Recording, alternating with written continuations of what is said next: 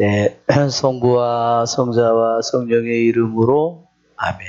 하늘에 계신 우리 아버지의 이름이 거룩히 빛나시며 아버지의 나라가 오시며 아버지의 뜻이 하늘에서와 같이 땅에서도 이루어지소서.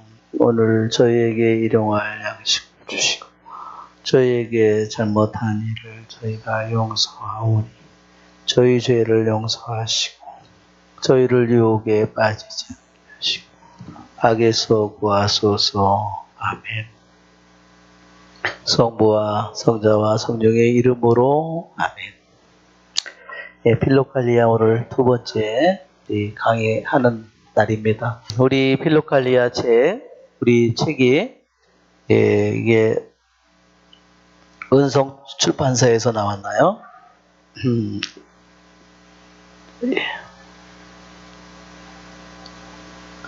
네, 은성 출판사에서 번역은 옮긴 이는 엄성목으로 되어 있습니다.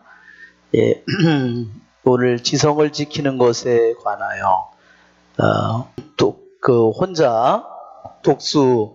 혼자 수도 생활을 시작한 이사야 지성을 지키는 것에 관해서 1번 글을 한번 우리들이 읽어보겠습니다. 우리 영어 원문하고 그 다음에 번역한 것을 밑에 같이 나눴는데, 정념들 중에서 지성의 노염은 자연과 조화를 이룹니다. 이 노염이 없는 사람은 깨끗함을 획득할 수 없습니다. 그는 원수가 그의 내면에 뿌려놓은 것에 대해서 노염을 느껴야 합니다.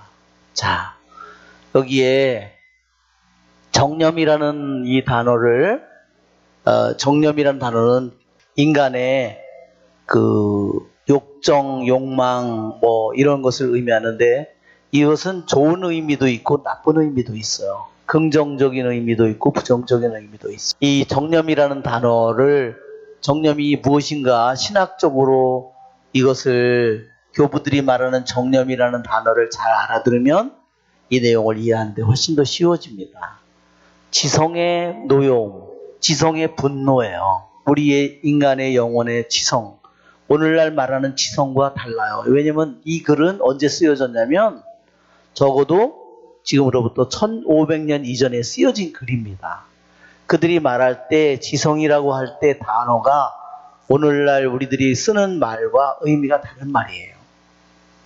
그래서 그 말의 의미를 우리들이 더 자세히 잘 알아봐야 됩니다. 즉 지성의 분노는 자연과, 여기서 자연이라고 번역을 했는데 본성이라고 번역했으면 훨씬 더 좋았을 것 같습니다.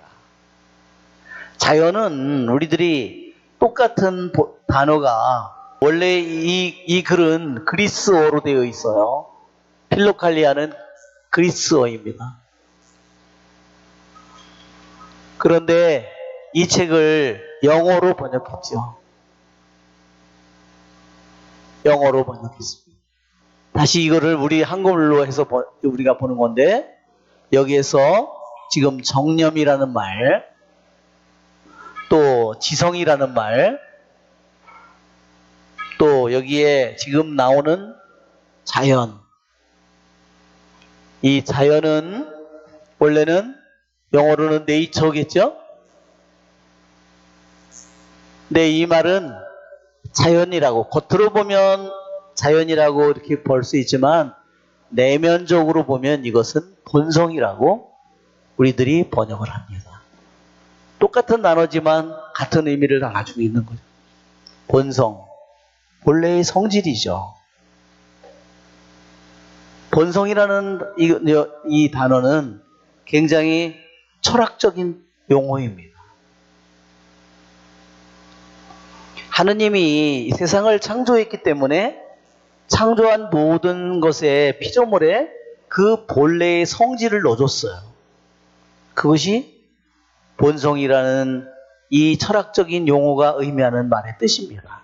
또한 신학적으로 하느님께서 모든 것을 만들었기 때문에 인간은 인간의 본성을, 또는 나무는 나무의 본성을, 흙은 흙의 본성을, 하늘은 하늘의 본성을 가졌다는 겁니다.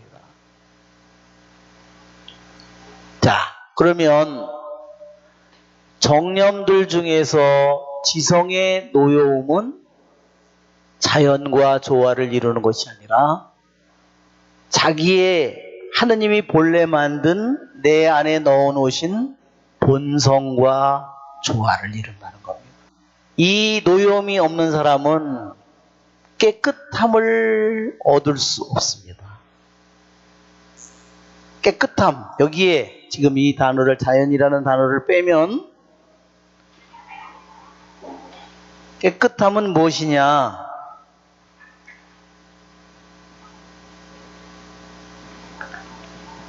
이것은 마음의 순수함입니다.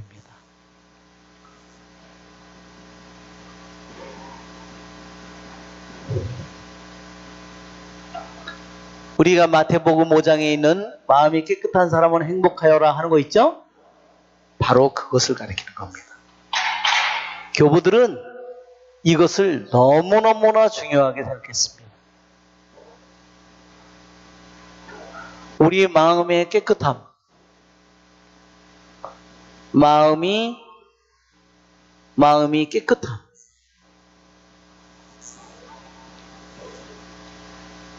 여기에 이 깨끗함이 그거예요.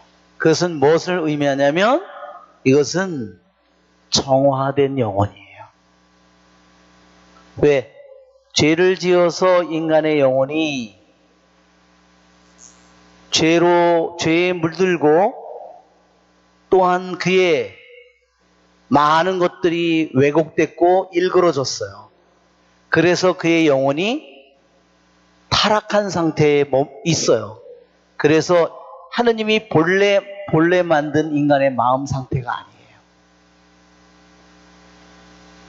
그래서 본래의 하느님이 만든 본래의 상태, 그 마음의 깨끗함, 그것이 바로 여기에 말하는 깨끗함이에요. 또 한마디로 말하면 이 마음의 순수함은 무엇을 가리키냐면요. 마음의 순수함. 그러니까 여러분 마태복음 5장에 지금 마태복음 5장에 마음이 행복하여라, 마음이 깨끗한 사람들, 정말 이 마음을 얻으려고 해야 됩니다. 마음의 순수함, 깨끗함을 잃어버리는 순간에 하느님도 같이 잃어버린 거예요. 왜? 더 이상 하느님을 볼 수 없는 겁니다. 마음이 깨끗함이라는 것이 얼마나 중요한 건지 사람들은 잘 몰라요. 그거보다는 재산이 더 낫다, 눈에 보이는 성공이 낫다 생각하는 거죠. 자, 마음의 순수함, 이것이 뭐냐면 고린도전서 13장의 사랑에 나오죠. 고린도전서 13장. 저게 바로 순수하고 깨끗한 마음이 바로 고린도전서 나오는 13장에 나오는 그 사랑이에요. 그것은 사랑, 어떤 사랑이죠? 이성적인 사랑인가요? 아니에요.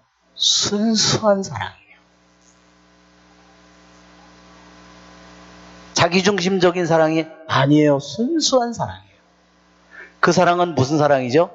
하느님의 사랑. 선인에게나 악인에게나 똑같이 비를 내려주시는 순수한 사랑이에요. 동방의 수도자들이나 동방 교부들이 얻으려고 일생 동안 가서 생활한 이유는 뭐냐면 저 마음의 깨끗함을 얻기 위해서입니다. 이 깨끗함이 더러워지면 마음의 이것이 더러워지는 순간에 그는 어두워지고 그 다음에 세상의 욕심에 욕망에 이 세상의 모든 것들에 그는 묶여버립니다. 그는 더 이상 하느님을 볼 수 없습니다. 여러분, 그러니까 우리는 이 기절에서 잔뜩 원죄에 의해서 물들고 내 본인의 죄에 의해서 더럽혀진 내 영혼은 저 깨끗한 마음을 내가 더럽혀진 영혼이라면 내 영혼의 깨끗한 마음, 순수한 마음의 순수함, 하느님의 순수한 사랑, 그것을 다시 얻으려면 우리는 무엇에 대해서 분노를 느껴야 돼요? 원수가 그의 내면에 뿌려놓은 것에 대해서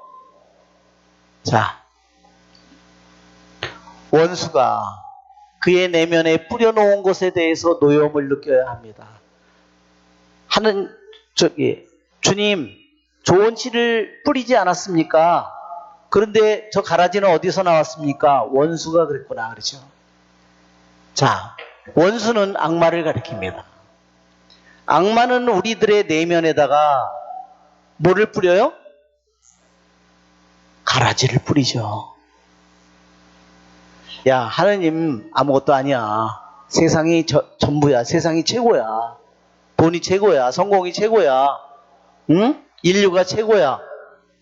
물질이 최고야. 응? 재물이 최고야. 그것을 우리들의 내면에 끊임없이 뿌려놓는데 그것에 대해서 분노하지 않는 영혼은 악마가 우리의 영혼 속에 뿌려놓는 그러한 것들에 대해서 분노하지 않는 영혼은 마음의 깨끗함을 절대로 얻을 수 없죠. 왜? 세상 것을 그런 것을 좋은 것을 보고서 그것을 탐하는 영혼이 어떻게 깨끗함을 얻겠어요? 그것은 애당초 이미 신자들의 길에서 벗어난 영혼들이에요. 그것은 갈 길을 가지 않는 영혼들입니다. 다른 곁길로 걸어가는 영혼들이에요.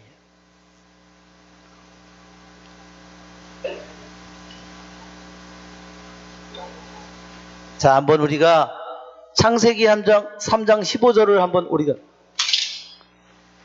아담과 하와가 어떻게 죄를 짓는지 우리들이 한번 성경에서 우리가 잘 알고 있는 내용이지만 뱀이 하와에게 다가와서 3장에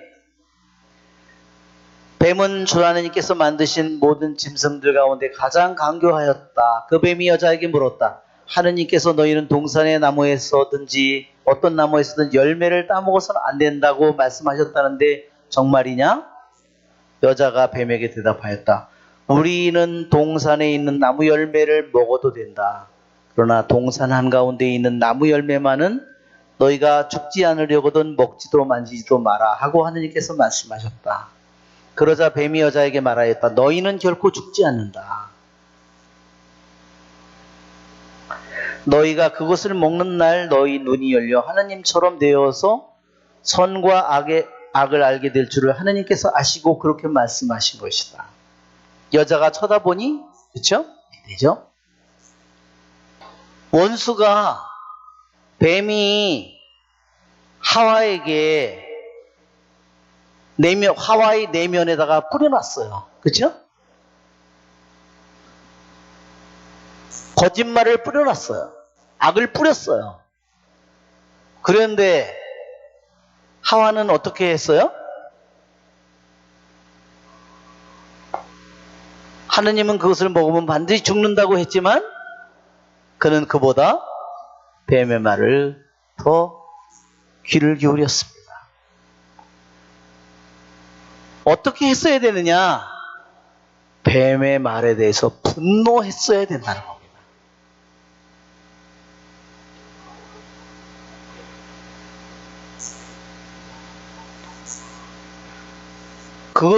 뱀의 말을 듣고 솔깃해서 마음이 끌리는 것이 아니라 그것에 대해서 분노해야만 된다는 겁니다. 그랬으면 하느님의 말씀을 지켰고 깨끗한 마음을 유지했을 거라는 겁니다. 여러분 창세기 3장 15절에 하느님께서 뱀에게 이런 말씀을 합니다. 나는 너와 그 여자 사이에 내 후손과 그 여자의 후손 사이에 적개심을 일으키리니 여기 있는 적개심이라는 단어 이것은 원수 관계예요. 영원히 절대로 용서할 수 없는 원수관계. 즉 이것은 창세기 3장 15절은 원복음이라고 그랬어요.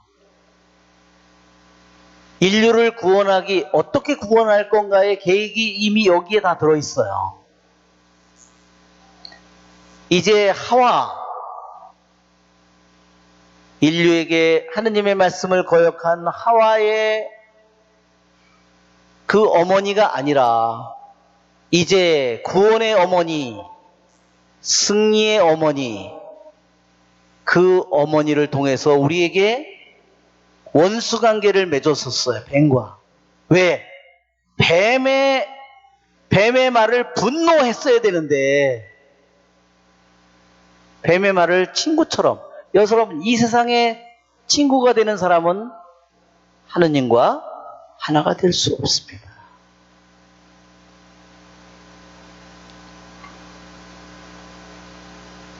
즉 새 하와인 마리아를 통해서 뱀과의 원수관계를 맺었어요. 옛날에 하와는 원수인 사탄, 원수인 뱀과 원수관계가 아니에요. 그의 말에 귀를 기울이는 거예요. 뱀의 친구가 되는 겁니다.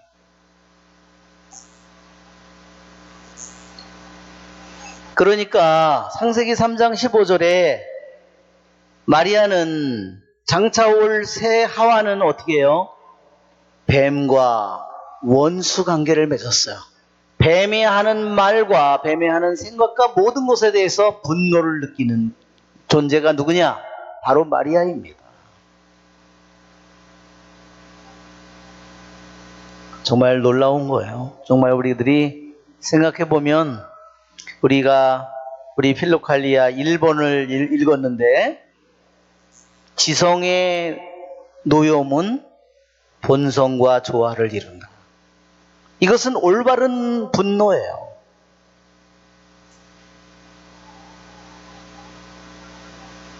이 노여움이 없는 사람은 절대로 마음의 깨끗함을 정화될 수 없다는 거예요. 그의 영혼은 정화되지도 않고 그의 영혼은 일생 동안 그의 신앙생활을 통해서 얻어야 될 정화, 조명, 일치를 절대로 하느님과 정화도 이룰 수 없고 조명도 얻을 수 없고 일치도 이룰 수 없는 거야.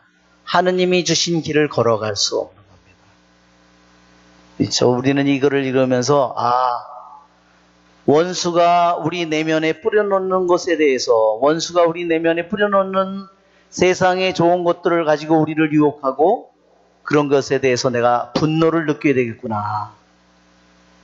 내가 그것에 대해서 증오를 할 수 있는 은총을 청해야 되겠구나.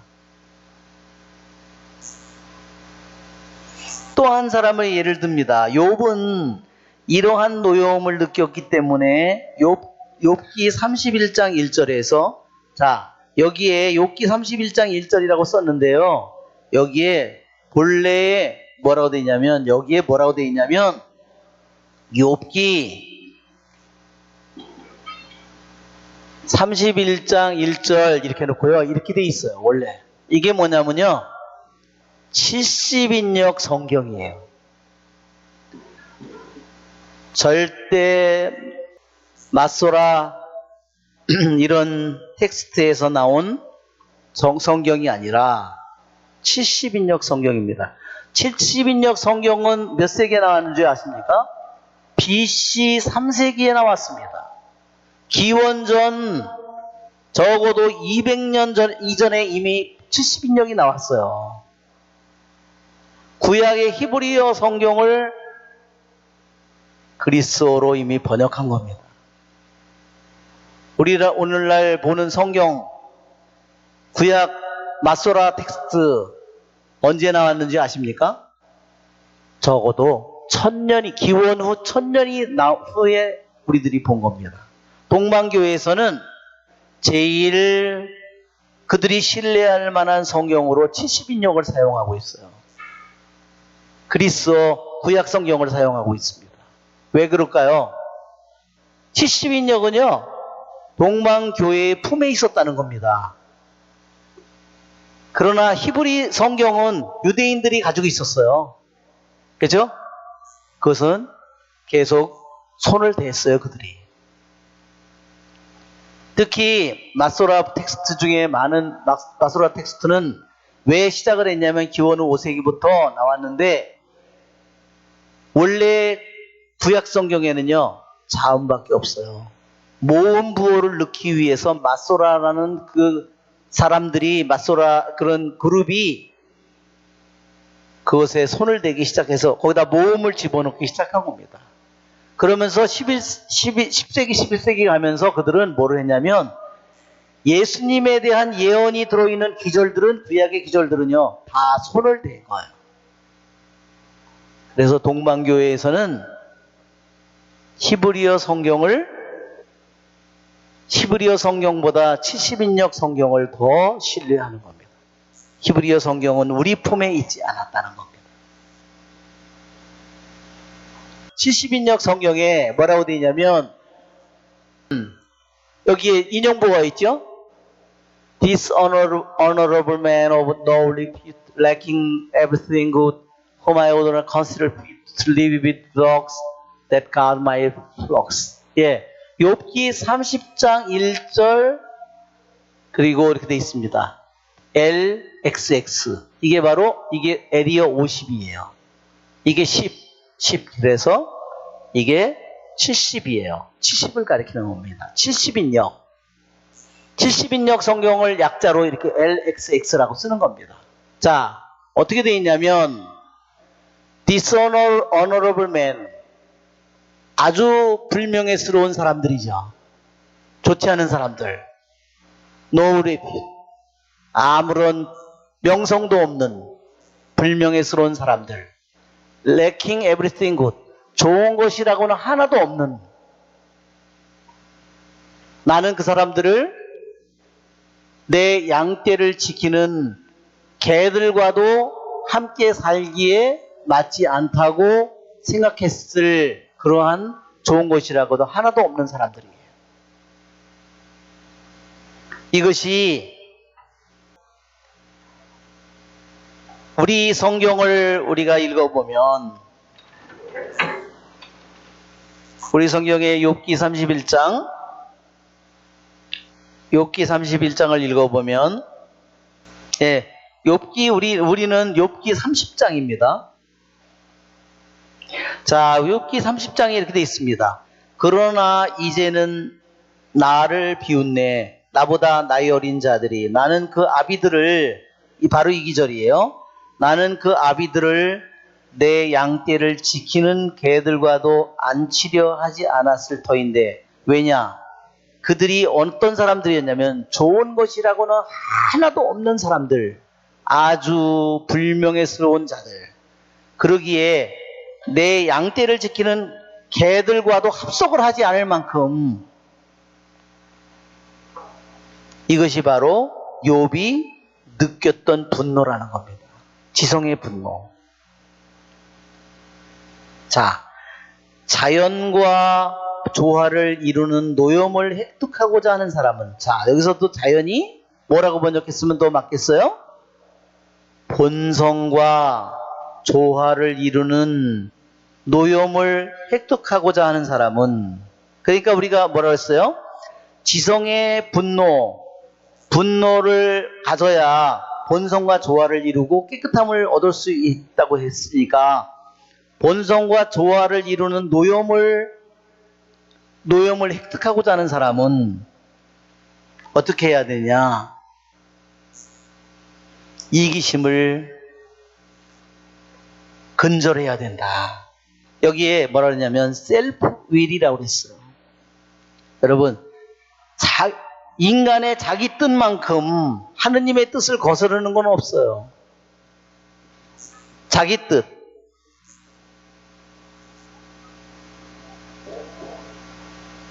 이게 뭐를 거스를까요? 하느님의 뜻을 거스릅니다.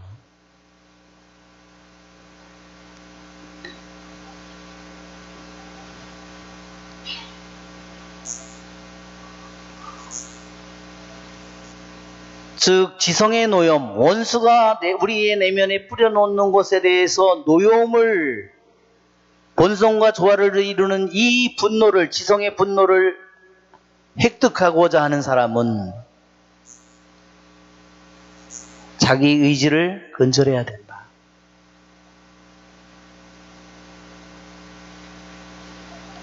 자기 의지를 뿌리 뽑아야 되죠. 자기 의지를 뿌리 뽑지 않고 마음의 깨끗함을 얻겠다. 그것은 불가능한 일이라는 겁니다. 하느님은 그런 영혼을 올바른 영혼이라고 하지 않는다는 겁니다.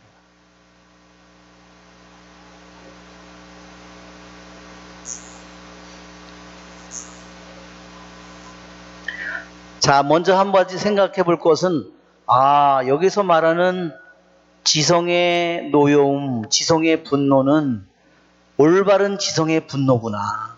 즉, 원수가 우리 인간의 내면에 뿌려놓는 것을 갖다가 분노하고 증오하고 미워해야 되는구나. 죄악을 미워하듯이. 우리가 창세기 3장 15절을 생각할 때, 우리 새 하와이인 성모님이 원수가 우리 내면에 뿌려놓는 것에 대해서 얼마나 분노했을까? 왜? 바로 성모님, 새 하와가 받은 소명이 그거예요. 뱀과의 원수 관계. 옛날의 하와처럼 뱀의 말에 귀를 기울이는 존재가 아니라 뱀의 하는 말에 대해서 원수 관계를 맺은 분이고 그것에 분노하는 분이에요.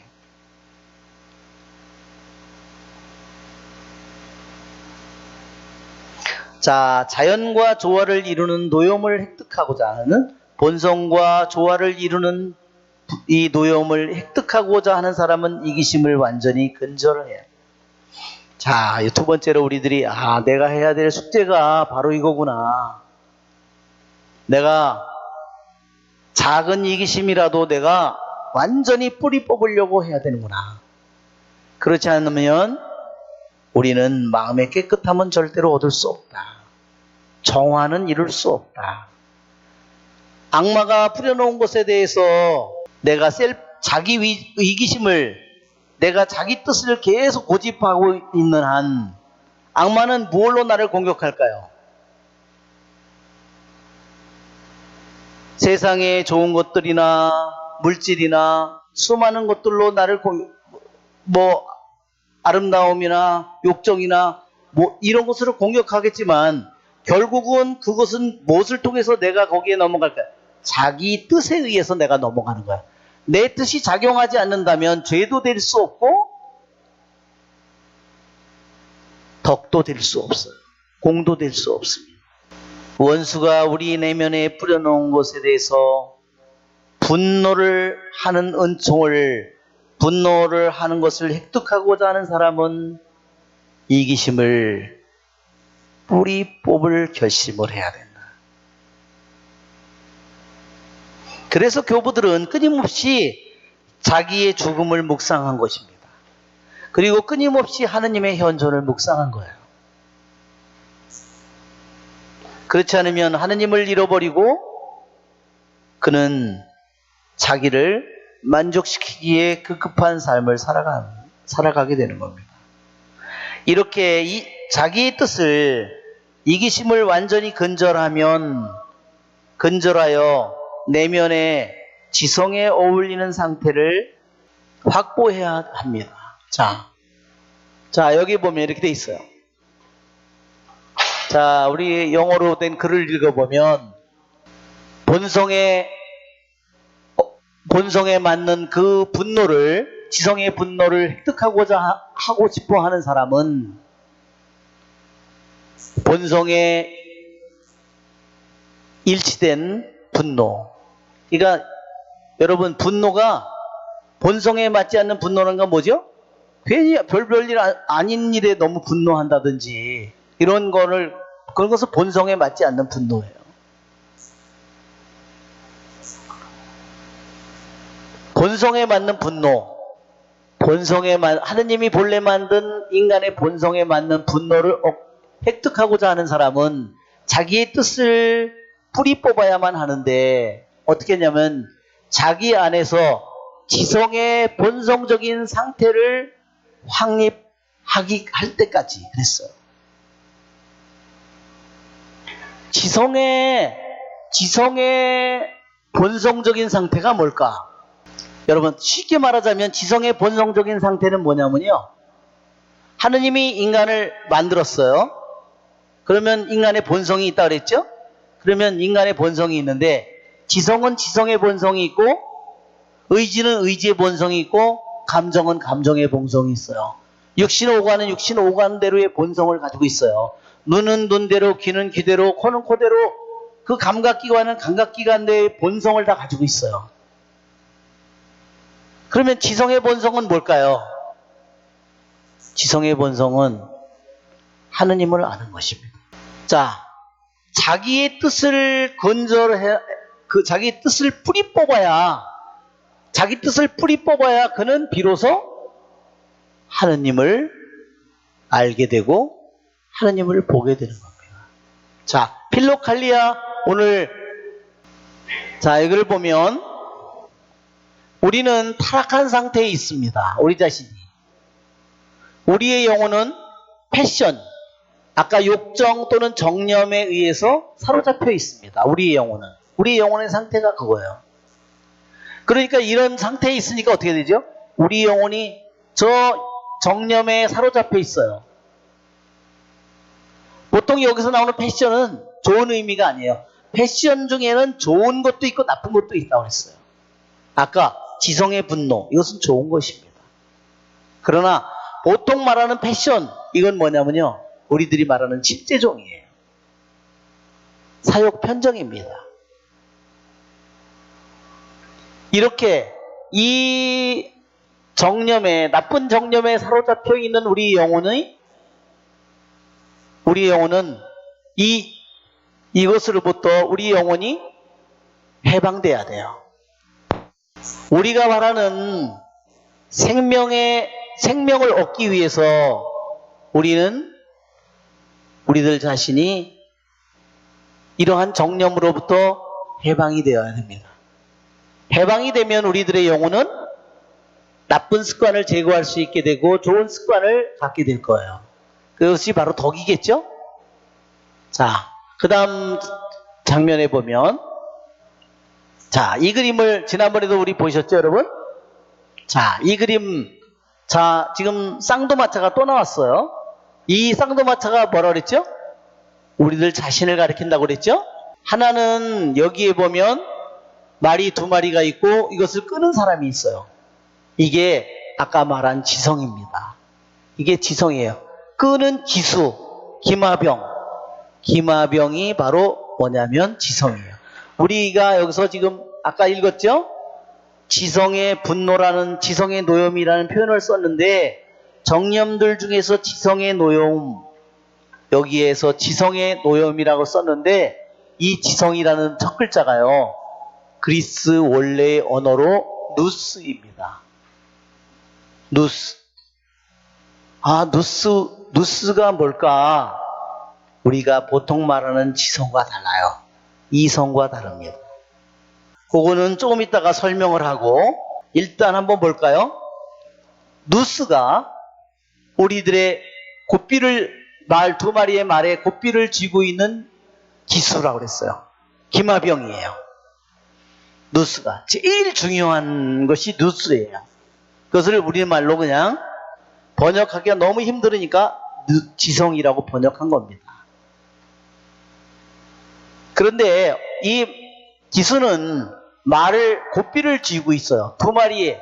이것이 인간의 새 영혼의 능력입니다. 1번이 누스, 이거를 지성이라고 그냥 번역을 했어요. 2번, 하나는 티모스, 3번은 에피티미아. 이 용어가요, 플라톤이 말한 용어예요. 이 용어가요, 나중에 그리스도교로 들어오면서 이것은 뭐냐면 지금 자, 이 그림을 잘 보세요. 우리 지성이라고 하는 우리들이 오늘날 의미하는 지성과는 다르다고 그랬죠? 이것은 지성은 뭐냐면 영혼의 새 능력. 자, 이것이 뭐냐면 이거를 감정이라고, 이것이 의지라고.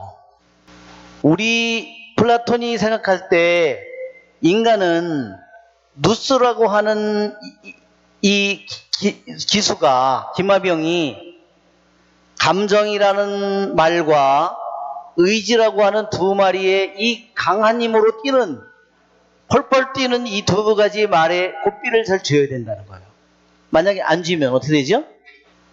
밖에 있는 대상에 대해서, 형태를 가지고 있는 것에 대해서 욕구하는 겁니다. 음식이라든지 사람이라든지 물질이라든지 그런 것에 대해서 말하자면 먹고 싶다든지 뭐 이런 것을 갖고 싶다든지 이런 것을 의미하는 거야. 근데 이 욕구가 끝이 없죠? 이걸 그냥 내버려 두면 어떻게 해요? 그러면 이게 안 되죠. 그러니까 이것에 대해서 고삐를 줘야 된다는 거예요. 또 하나는 이거 뭐예요? 분노하고 슬퍼하고 기뻐하고 그런 것을 말합니다. 분노하고 기뻐하고 슬퍼하고 이러한 감정, 이런 것들을 내버려도 되는데 너무너무 기뻐하면 어떻게 될까요? 너무너무 분노하면, 만약에 부모가 자녀에 대해서 너무너무 분노하면 어떻게 되죠? 그러면 이게 관계가 끊어지죠. 부부지간에도 그러면 관계가 끊어지죠. 친구간에도.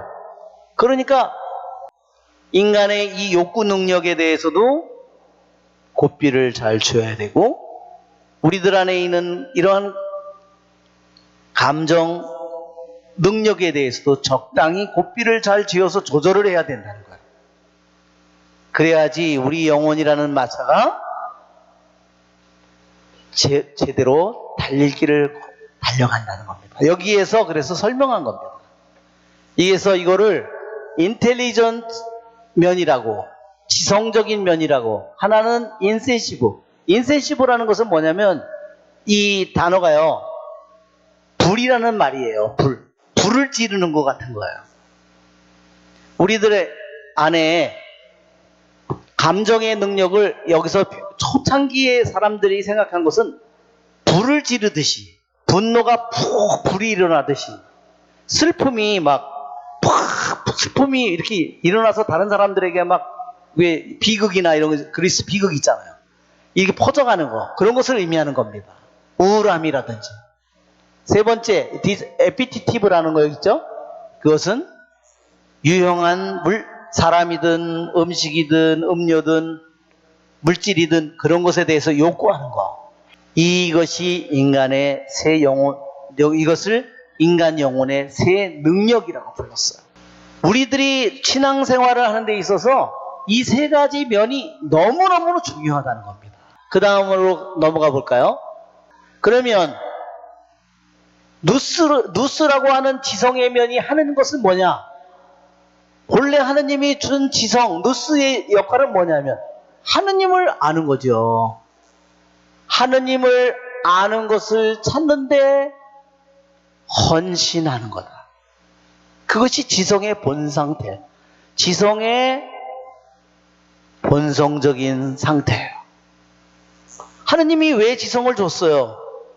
지성을 준 거는, 하느님이 인간 안에 누스를 준 것은 내가 하느님을 제대로 알아보고 하느님을 모든 것 위에 하느님을 이심을 그분을 알고 그분을 섬기고 사랑하도록 하는 것이 지성의 역할이죠. 그런데 지성이 하느님을 아는 것보다는 다른 이 세상 것을 아는데 더 몰두해 있다. 그러면 그 영혼의 상태는 뭘까요? 그 영혼의 상태는 눈먼 상태입니다. 한번 거꾸로 우리 아까 이 그림을 다시 가보면 지금 기수가 누스가 이 누스의 본래의 상태, 본성, 하느님이 본래 만든 누스의 상태는 뭐냐면 지성이 하느님을 하느님을 알고 사랑하도록 만들어 놓은 것이 지성의 본성인데, 하느님을 아는 것은 아무 뜻도 없고 이 세상에 아는 것에 자신이 성공하는 것에 뭐 하는 것에 온 거기에 몰두해 있다. 이 영혼은 이 누스는 어떤 상태에 있을까요? 이것은요, 이런 상태입니다. 저 누스가 눈이 멀은 거예요. 누스가 눈이 멀었어요. 말하자면 붕대로 싸듯이 다 완전히 싸서 눈이 멀었어요. 완전히 쌓여서 눈이 멀었어요. 뭘로? 무지로. 또 뭐냐면요, 누스의 어떤 적이 있냐면요, 망각으로. 또 하나 뭐냐? 나태로. 누스라는 영혼의 능력, 세 능력 중에서 가장 중요한 능력이 누스예요. 왜? 모든 것에 고삐를 쥐고 있는 거잖아요. 선장이잖아요. 조종하는 사람이잖아요. 모든 것에 열쇠를 쥐고 있는 것이 누스인데, 누스가 하느님을 아는 것에는 관심이 없고 다른 것에 몰두해 있다. 그건 이미 무지죠? 하느님을 잊었죠? 망각이죠. 그래서 이것이 지난번에 삼손이 눈알이 뽑히잖아요. 우리 누스라는 면에만 생각해보면 어떤 악들로 뒤덮여 있냐? 무지와 망각과 나태로 뒤덮여 있다. 그러니 저거를 저렇게 깊은 어둠 속에 있다면 이 영혼이 지금 어디로 달려가고 있을까요? 십제종을 한번 생각해보면, 자, 우리의 누스가 여기에 있고, 고삐가 여기에 있고, 영혼의 세 능력, 여기에 두 번째 능력이 누스가 1번이고, 1번이 누스고, 2번이 티모스고, 감정이고, 3번이 여기죠. 자, 이게 말이라면, 아까 말을 끈 저 그림을 하면, 누스에 이렇게 무지와 망각과 나태로 우리 영혼이 뒤집혀 있고, 여기에 보면, 여기에 탐식과 탐욕과 또한 자기 존경을 찾는, 자, 이런 악들이 고삐가 제대로 잡히지 않는 영혼 속에서 이런 것들이 있어요. 여기에 뭐가 있죠? 분노, 좌절, 이게 뭐죠? 절망이죠. 절망, 낙담,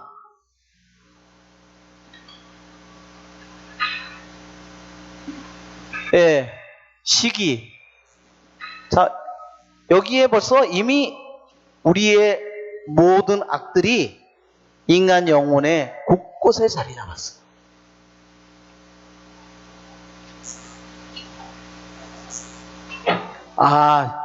저 말에 인간의 영혼의 세 능력을 생각해 볼 때, 오른쪽에 있는 말, 왼쪽에 있는 말, 우리의 영혼의 칠제종이 이미, 그쵸? 교만, 무지하고 하느님을 잊어버린 이게 뭘까요? 이게 바로 교만이죠.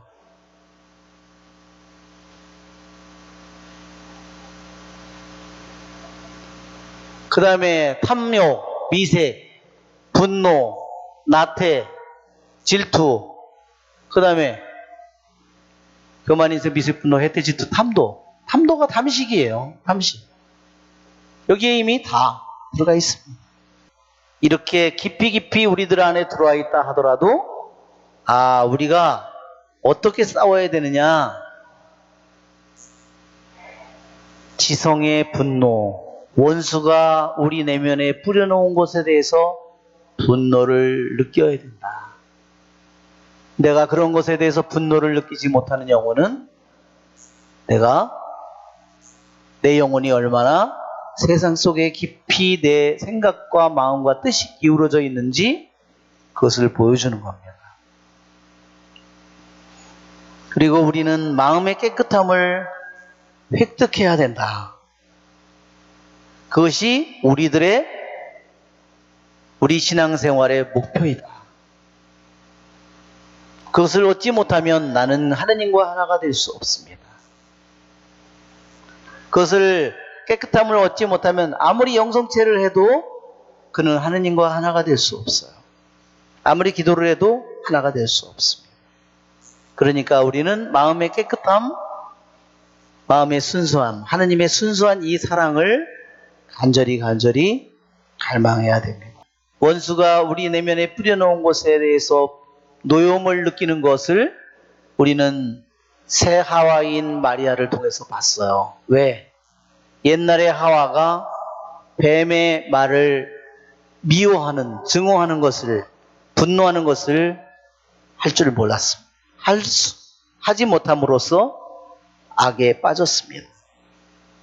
그래서 새 하와를 통해서 뱀과의 원수 관계를 맺었고 이 관계는 영원히 풀리지 않는 관계입니다. 자, 본성과 조화를 이루는 노염을 획득하고 싶은 사람은 뭐를 뿌리 뽑아야 된다고요? 이기심, 자기 뜻을 뿌리 뽑아야 된다. 자, 여러분 한번 우리가 지성은 이렇게 하느님을 아는 것, 하느님을 모든 것 위에 그분을 첫째로 알고 사랑하고 그럼으로써 본래 그럴 때 어떻게 되겠죠? 무지가 없어지겠죠. 그래서 교부들은 끊임없이 동방의 교부들이 하느님을 기억하는 것, 그래서 예수 기도를 끊임없이 바친 겁니다. 끊임없이 예수 기도를 하느님의 현존을 잊지 않기 위해서 하느님과 더불어 24시간 살아가기를 바란 거죠. 바로 누스를 통해서 누스가 하느님이 본래 만든 누스는 우리들의 맑은 눈이에요. 우리들의 성한 눈입니다. 이것이 뭐냐면요, 누스가 얘기할 때요, 영혼의 눈이에요. 이게 영혼의 눈. 그래서 누스를 뭐라고 그러냐면 Eye of the Soul이라고 그래요. 이것도 소울이고 이것도 소울의 이것이고 3번도 소울이에요. 이것도 티모스도 소울의 능력이고 에피티미아도 소울의 능력이에요. 감정 능력, 의지 능력도 다 소울의 능력이지만 가장 중요한 능력, 영혼의 능력은 누스예요.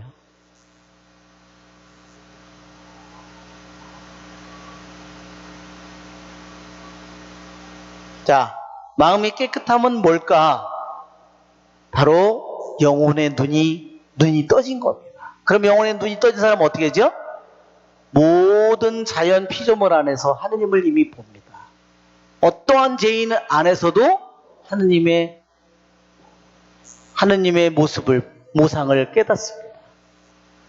모든 자연물 속에서 하느님을 보는 겁니다. 그것이 바로 누스, 영혼의 눈이 떠진 영혼이에요. 그런데 악마는 우리들의 영혼을 무지와 망각과 나태로 뒤덮여놨어요. 우리들의 영혼의 능력이 분노와 좌절과 낙담과 시기와 질투와 탐식과 탐욕과 이걸로 우리들의 영혼을, 온 세상을 다 뒤덮어놨어요. 그런데 필로갈리아 1번, 이걸 통해서 우리가 어떻게 이러한 상태에서 우리가 벗어날 수 있는지, 우리가 어떻게 자유로워질 수 있는지를 이 필로갈리아를 통해서 보여줍니다. 네, 오늘은 여기까지 하도록 하겠습니다. 은총이 가득하신 마리아님 기뻐하소서. 주님께서 함께 계시니 연주에 복되시며 태중의 아들 예수님 또한 복되시나이다.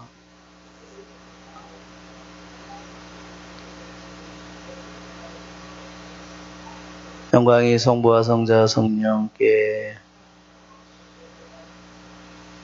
성부와 성자와 성령의 이름으로 아멘.